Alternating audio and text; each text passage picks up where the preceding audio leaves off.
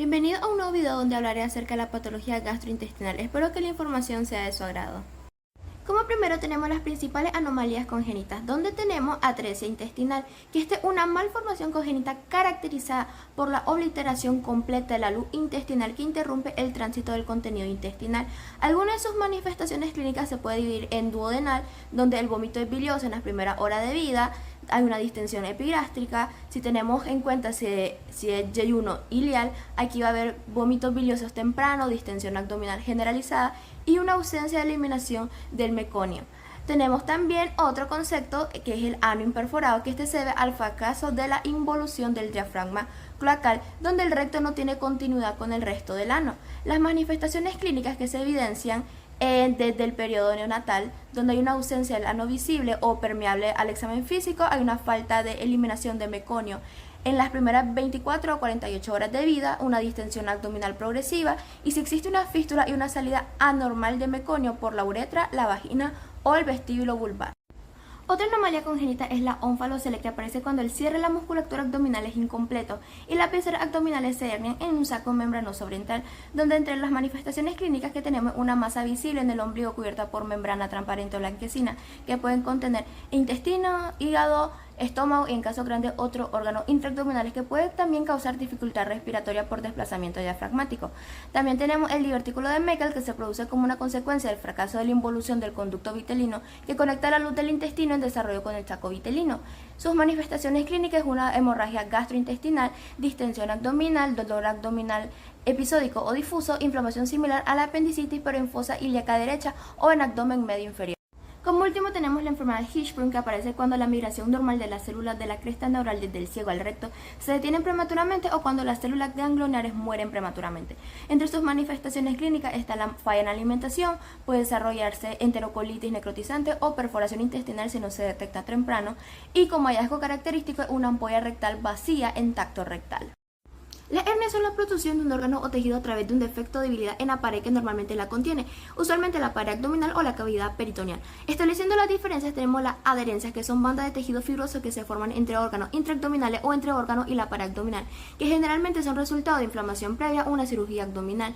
Tenemos el vólvulo, que es el giro completo de una asa intestinal sobre su base de inserción mesentérica, se denomina vólvulo y produce compromiso tanto luminal como vascular. Tenemos la intusubsección, y se produce cuando un segmento de intestino empujado por una onda peristáltica se embute dentro de un segmento inmediatamente distal. Una vez atrapado, el segmento invagino empujado nuevamente por el peristaltismo y se lleva consigo el mesenterio. Hablando de las enfermedades isquémicas intestinales, tenemos arterias principales. La arteria mesentérica superior, que iría de la parte distal del duodeno hasta 2/3 del colon transverso. La arteria mesentérica inferior, que iría del tercio distal del colon transverso hasta el recto. La arteria celíaca, que tiene colaterales que contribuyen a la irrigación del intestino proximal. La isquemia intestinal ocurre cuando el flujo sanguíneo intestinal se reduce de manera crítica, entre el 75% por más de 12 horas. Hay dos causas principales: la isquemia mesentérica aguda, que es la forma más grave y rápida, con varias etiologías como la embolia arterial mesentérica en un 50%, habitualmente de origen cardíaco como la arritmia, la isquemia mesentérica no oclusiva o la hipoperfusión intestinal en un 20 o 30% relacionada con estados de bajo flujo como el shock. Y tenemos la trombosis arterial mesentérica en un 15-25% y la trombosis venosa mesentérica en un 5%.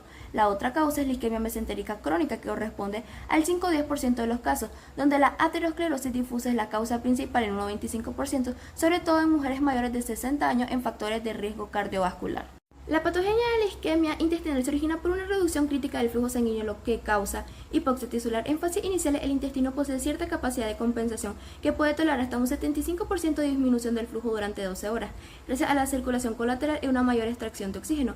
Cuando la hipoperfusión se prolonga, aparece la lesión intestinal, que tiene dos componentes principales: la hipoperfusión mantenida, que reduce el aporte de oxígeno y nutrientes, y la lesión por reperfusión, en la que el restablecimiento brusco del flujo genera radicales libres del oxígeno.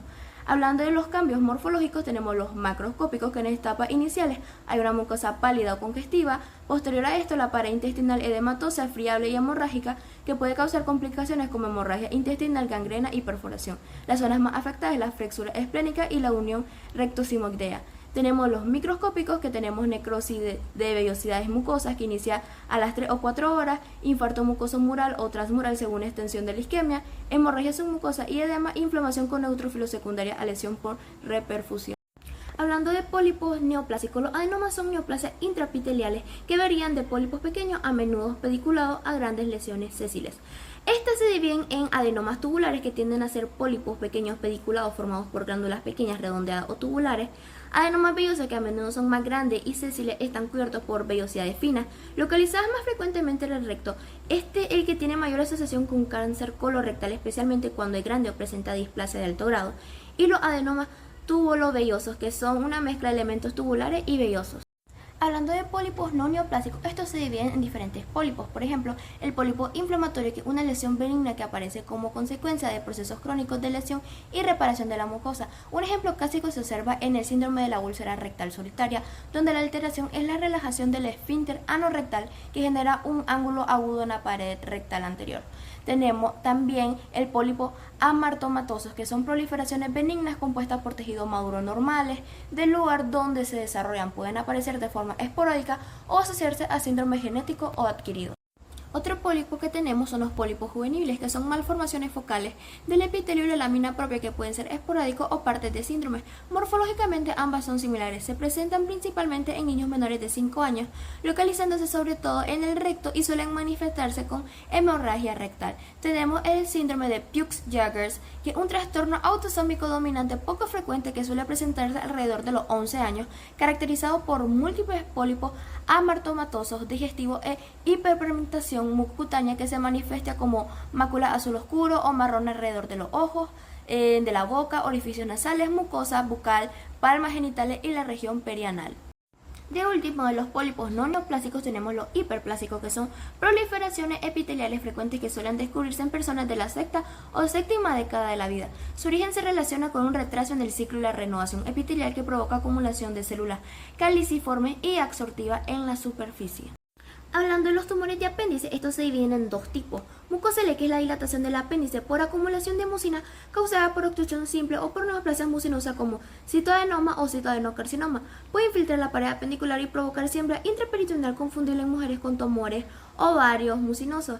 En etapa avanzada, la mucina acumulada produce pseudomixoma peritoneal, que puede controlarse temporalmente con resecciones, pero suele tener un pronóstico desfavorable.